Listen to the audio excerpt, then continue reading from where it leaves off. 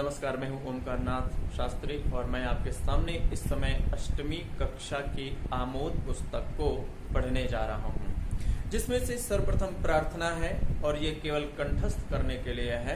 तो चलिए सर्वप्रथम हम प्रार्थना को पढ़ेंगे, इसके बाद अगले अध्याय की ओर बढ़ेंगे। वक्रतुंड महाकाय सूर्यकोटि समप्रभ निर्विघ्नं कुरु मे देव सर्वकार्येषु सर्वदा। नमामि शारदां देवीं वीणापुस्तकधारिणीं विद्यारम्भं करिष्यामि प्रसन्ना भव सर्वदा। गुरुर्ब्रह्मा गुरुर्विष्णुः गुरुर्देवो महेश्वरः गुरुरेव परब्रह्म तस्मै श्री गुरवे नमः। संस्कृतं ये प्रशंसन्ति संस्कृतिं स्वदेशं ये च शंसन्ते धन्यं जीवन्ति ते नराः। तो हम इसमें सर्वप्रथम गणेश भगवान जी की वंदना की गई है, तो हम सर्वप्रथम गणेश भगवान जी की वंदना को देखेंगे। कह रहे वक्रतुंड महाकाय, सर्वप्रथम देख कह रहे कि निर्विघ्नं कुरु मे देव सर्व कार्येषु सर्वदा। वे भगवान गणेश जी मुझे निर्विघ्न प्रदान करें। भगवान गणेश जी मुझे बाधाओं से रहित कर दें, मेरी समस्त बाधाओं को भगवान गणेश जी हरण कर लें। तो वह भगवान गणेश जी कैसे हैं? तो कहते हैं वक्रतुंड, उनकी जो सूंड है वह टेढ़ी है।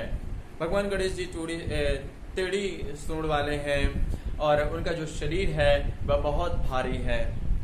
सूर्यकोटि समप्रभा, भगवान की जो आभा है, भगवान गणेश जी की जो शोभा है वह करोड़ों सूर्यों के समान है। निर्विघ्नं कुरु मे देव, वे भगवान गणेश जी मेरी समस्त विपत्तियों को, समस्त आपदाओं को, समस्त दोषों का हरण कर लें। कब कब कर लें?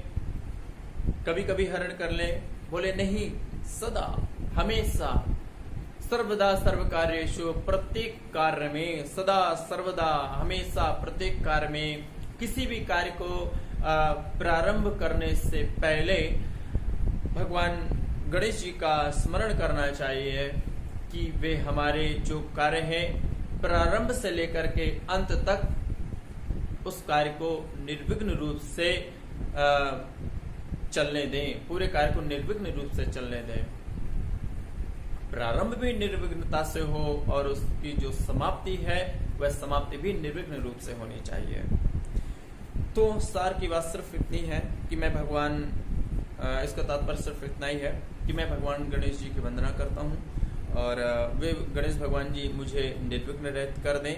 गणेश भगवान जी सदा सर्वदा मुझे निर्विघ्नता प्रदान करें। वे गणेश भगवान जी टेढ़ी सूंड वाले हैं, महाकाय, उनका जो शरीर है बहुत बड़ा है।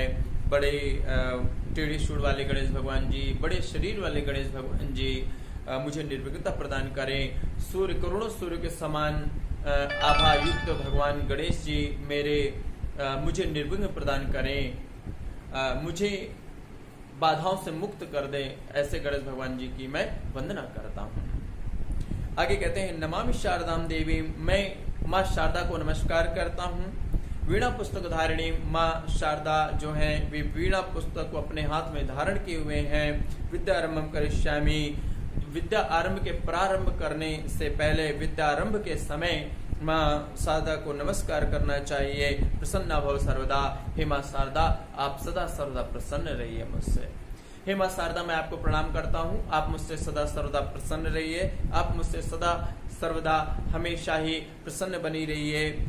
और हे माँ आप वीणा पुस्तक को अपने हाथों पर धारण करती, वीणा को अपने हाथों पर धारण करती हैं, पुस्तक को अपने हाथों पर धारण करती हैं। तो हे माँ शारदा मैं आपको प्रणाम करता हूँ, आप मुझे विद्या प्रदान कर दीजिए। क्यों? क्योंकि विद्या की प्राप्त के लिए ही तो मैं माँ शारदा को नमस्कार कर रहा हूँ। इसलिए हे माँ शारदा विद्यारंभ के समय मैं आपको प्रणाम कर रहा हूँ और मुझे आप निर्विघ्न रूप से विद्या प्रदान करने में सहायता प्रदान करिए, मुझे मेरी सहायता करिए।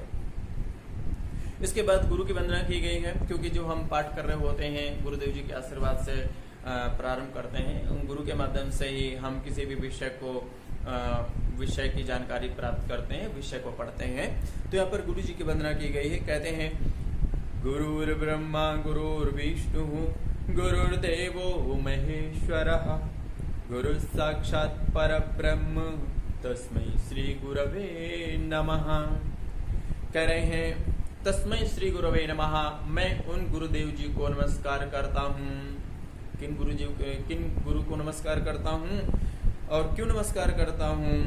क्योंकि बोले गुरु साक्षात परब्रह्म, गुरुदेव जो हैं वे साक्षात परब्रह्म हैं। गुरुदेव साक्षात परब्रह्म। गुरु ब्रह्मा, गुरु भगवान ब्रह्मा हैं, भगवान जो गुरु हैं वे भगवान विष्णु हैं और गुरु जो है वे भगवान शिव जी हैं। तो कहने का अर्थ ये है कि गुरु ही ब्रह्मा है, गुरु जी ही विष्णु हैं और गुरु जी ही भगवान शिव जी हैं। सब कुछ गुरु ही गुरु हैं, यहाँ तक कि वह परब्रह्म जो परमात्मा है वे भी गुरु ही हैं। इसलिए मैं गुरुदेव जी को नमस्कार करता हूँ।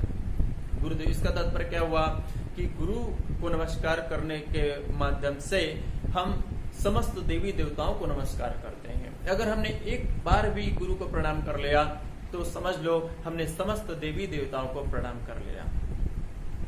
आगे कहते हैं संस्कृतम ये प्रशंसन्ति संस्कृतिम। कह रहे हैं कि जो लोग संस्कृत की प्रशंसा करते हैं, संस्कृतम ये प्रशंसन्ति संस्कृतिम स्वदेशम ये च संशन्ति धन्यम जीवन्ति ते नराः। यहाँ पर वंदना की गई है कि वे मनुष्य श्रेष्ठ जीवन जीते हैं। कौन से मनुष्य? ये संस्कृतम प्रशंसन्ति, जो संस्कृत की प्रशंसा करते हैं, संस्कृत की जो सराहना करते हैं। संस्कृतिम ये प्रशंसन्ति, जो संस्कृति को सराहना करते हैं, माने जिन्होंने संस्कृत को, जो संस्कृत की रक्षा करते हैं, जो संस्कृत को बनाए हुए हैं और जो संस्कृति की रक्षा किए हुए हैं, जो संस्कृति को बनाए हुए हैं, अपनी संस्कृति की सराहना करते हैं, अपनी संस्कृति की जो बड़ाई करते हैं। स्वदेशम ये च शंसन्ति धन्यम जीवन्ति ते नराः। जो मनुष्य अपने देश की सराहना करता है, अपने देश की, अपने स्थान की प्रशंसा करता है, वह मनुष्य श्रेष्ठ जीवन जीता है। वे मनुष्य श्रेष्ठ जीवन जीते हैं।